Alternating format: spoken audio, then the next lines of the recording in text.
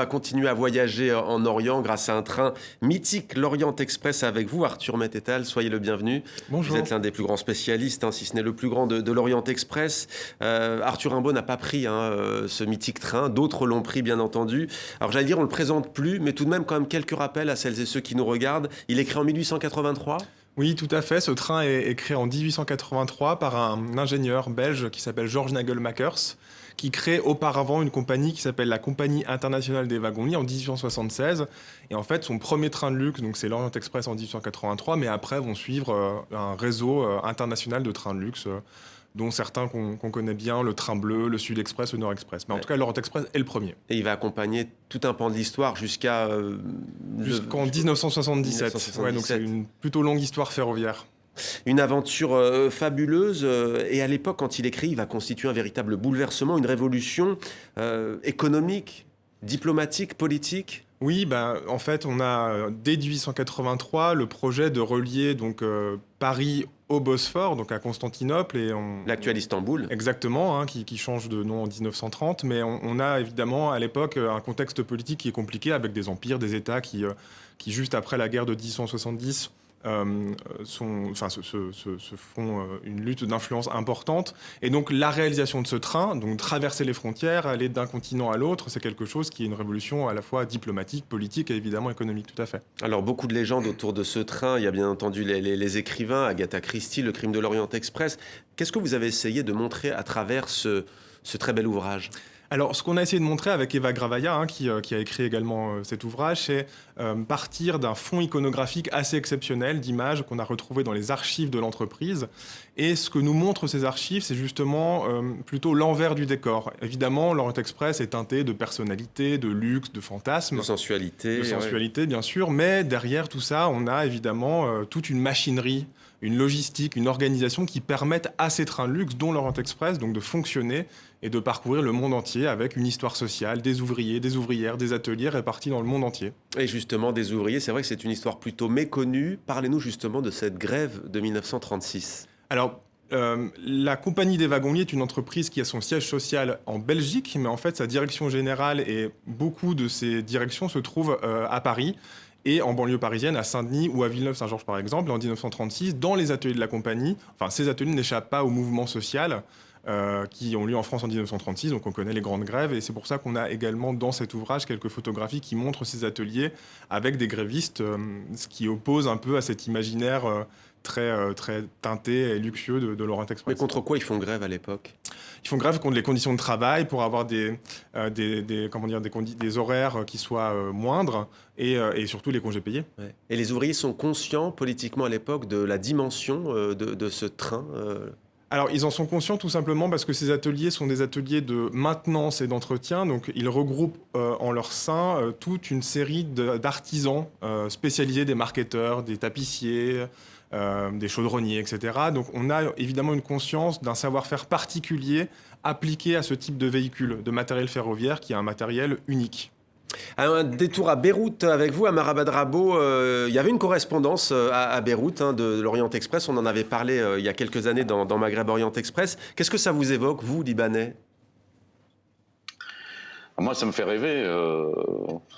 En plus, moi, je suis né à Damas, donc c'est aussi une ville comme Bagdad qui était desservie par l'Orient Express. Ça me fait vraiment rêver, ces voyages à l'époque. Ne serait-ce que les affiches qu'on a aujourd'hui sont absolument fabuleuses. Alors, j'apprends, il y a un siècle, d'ailleurs, un petit mot peut-être sur la gare de Tripoli et au Liban qui accueillait des luxueux wagons du Taurus Express. Oui. Le Taurus Express. Alors en fait, le Taurus Express, alors des Orient Express, on en a plusieurs, on n'en a pas qu'un. On a le premier dont on a parlé, celui de 1883, et on a un deuxième Orient Express qui est sans doute le plus connu, qui est le Simplon Orient Express, qui est créé en 1919 au lendemain de la Première Guerre mondiale et qui lui dessert Paris à Constantinople via l'Italie et la Suisse.